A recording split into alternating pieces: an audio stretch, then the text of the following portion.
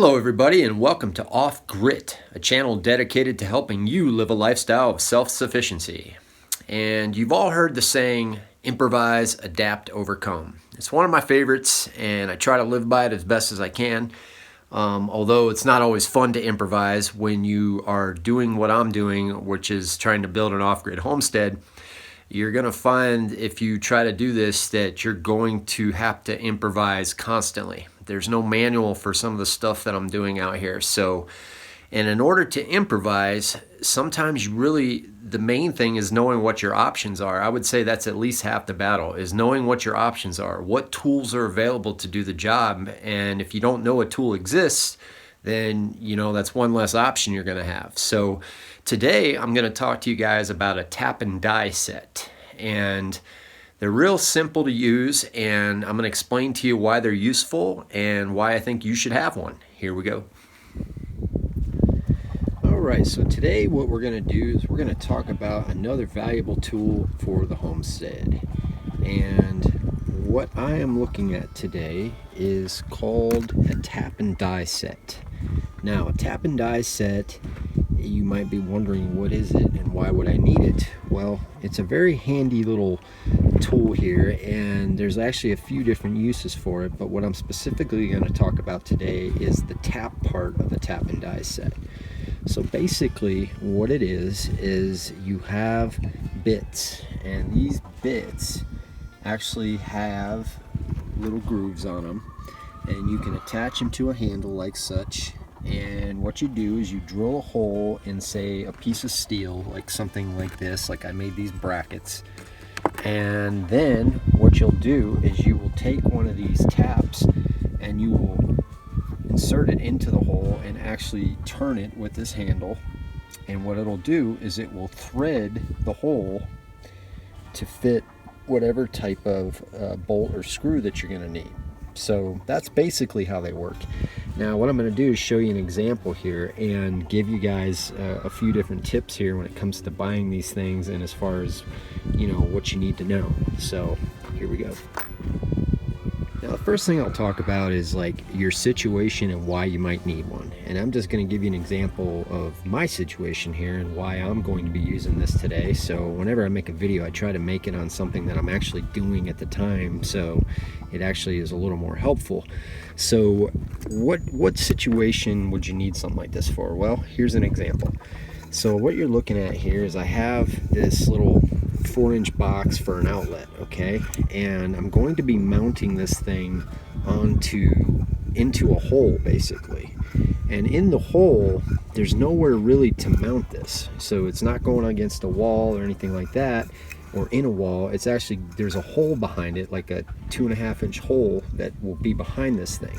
So what I need is, I need to take a bracket like such, and if you can picture the hole here, the hole, this is the bottom of the hole.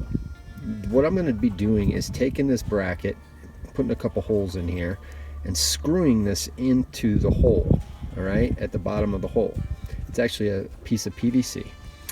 And then what I want to do is tap 2 holes right here to align with the 2 holes on here. And then what I'm going to do is I'm going to just bolt this onto this bracket, so it's actually going to be flush with the wall, or not flush, but it'll stick out of the wall, but it'll be against it, nice and even. And then this solves a problem. And then in that hole, what I'll be doing is I'll be filling it with actually some concrete, so it'll be anchored in there. So this is a situation where this tap and die set's going to come in handy. So with the tap and die, one of the things that you need to know right out of the gate is, you see this SAE. There's SAE and there's metric. And SAE is the Society for Automotive Engineers, I believe. I might correct that here in a second. And there's also that, and there's metric. And metric, will usually have a number like 10 millimeter or something like that, whereas SAE will have like something like this, like 5/16, quarter, and then this one says 10/6. But what I'm really going to be focusing on today is the quarter. So you see here, there says quarter, and then next to it, it says 20. So with this tap, what this means is this is for a 1/4 inch hole with 20 threads per inch. Okay, that's what that means. So the very common bolt that you can find in like Lowe's and Home Depot would be a 1/4 inch like this, and you have to make sure it's an SAE and it matches this, and it has the same amount of thread count here per inch. So these do, and that's what I'm going to be using this for. So now I'm going to show you how you're going to put these holes in there. Okay, so the first thing you're going to want to familiarize yourself with on these taps is that there are actually 3 different main types of taps. There are the tapering, the bottoming, and the plug. And they all have different purposes, but basically most of the time what I've found with the cheaper sets, like the one I just got here, they're going to have a taper on them. And the tapering works fine when you're doing like something like this, like just thinner metal. They're not going to be as good for if you're going through solid metal, like if you want to put like a thread into like something solid. These are actually not going to be the best for that. You might start it with this, but you're going to need to use the bottoming to bottom out the bottom of the solid piece of metal and everything else. But I'm going to pop up a picture here just to show you what I'm talking about, to give you the 3 main types. But for what I'm doing here, these work just fine. Alright, so right now I got my bracket in the clamp here in the vise, and what I want to do is I want to make the holes match these holes right here, okay? So what I would do here is I'll put this on top here and just line them up as best I can. Now you can use a Sharpie marker, will work. Yeah, you can also use one of these tools, but I actually tried this on here and it's hard to keep this thing straight. So what I will do, the only issue when you have holes that are the exact size of the screws or bolts that you're going to be using, like these are 1/4, these holes are exactly a 1/4. And that's great. The only problem is that if you're off at all on your holes, then you're gonna have a hard time screwing these in. So what I'm actually gonna end up doing is I'm gonna be boring these holes out a little bit bigger after I put the beginning holes in here. So that way it gives me a little bit of wiggle room if I'm off a little bit, because you will probably be off a little bit. So I'm gonna show you how to do that right now. Alright, and I almost forgot to mention a very important thing, and that is that you got to make sure that you get the right drill bit for the type of tap that you're going to be using. And for the 1/4 inch 20 thread count here, I'm going to be going with 1364. I'm going to pop up a chart here that I found online to help you through, but you can find a chart that'll tell you, because obviously the hole that you put in here before you tap the threads in has to be smaller than the actual size of the bolt, so or the threads that you're going to be putting in. So that's really important, and I almost forgot to tell you one of the main things. So I got one of these drill bits here, and I found that I use the 1/4 20s more than anything else out here or in the past. So unless you're really into like machining and different types of things, there's really no need to go buy a real expensive tap and die set, unless, like I said, you're doing something very intricate, in which case it's worth the investment. But anyway, so now I'm going to do the holes.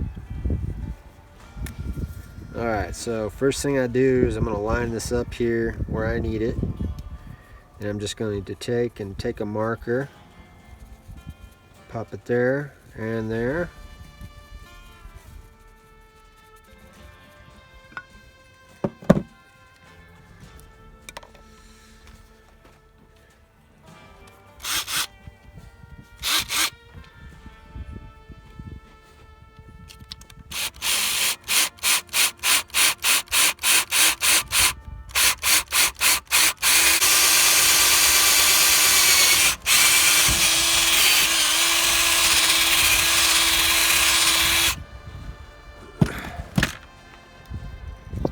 Alright, so this is where the voiceover is going to take over now, and that way you can hear what I'm saying. But you can see here, what I do is I put oil on the holes before you put in this tap here, and it's really important that you do that. So initially when you put this thing in the hole, it's going to be really tough to turn, so you got to go really slow when you do it. And I skipped ahead here to show you after I'd already done it, but basically what you do is you do a full rotation clockwise, and then you go a quarter counterclockwise, and what that does is it clears out some of the metal shavings that are in there. And you're going to see here in a minute that there are metal shavings that will get caught in those threads if you don't do that. So here I'm just showing you it from a different angle as far as how the tap works, but it's pretty self-explanatory. I mean, the only thing is that these things can be a little tricky to start depending on the type of steel you're working with. If you're working with like a really hard steel, then you know, it can be a little trickier. And here I'm showing you the actual shavings that I was talking about, and that's why you want to go back and forth a little bit before you tap these holes. And one more thing I'll add to this, if you have a drill press, this is much easier to do. Obviously, that's the tool you want, but being that I'm off grid and I don't have a shop set up yet, I just use a normal drill. And here you can see the holes, they got threads in them. So now I got my brackets with the threads in them and they're ready to go. And all I'll do here is just test them out just to make sure they work before you know, I go to take care of business here. But you know, you definitely want to do this, and if they don't go in all the way, you can just take the tap and then just run it in the holes again. But here you can see they went in nice and smooth, and at least on that one, and that's it. So I'm going to skip ahead and just show you all three of them next to each other, and there they are. Amazing.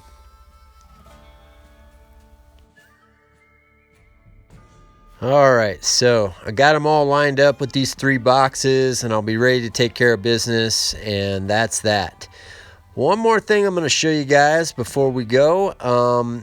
If you are looking to do something in wood, they have these. These are called T-nuts, and they basically, you drill a hole in the wood smaller than these, and then you just pound them in with a hammer. You can see they got little teeth on them here. I'm just showing you. They have them in different sizes. You can find them just about every Home Depot, Lowe's, Ace Hardware. And you just pound them in the wood there, and that's how those work. So if you're working with wood, that's what you'll do. All right, so here you can see the finished product. I got these boxes in nice and snug, and you can see the bolts holding them in.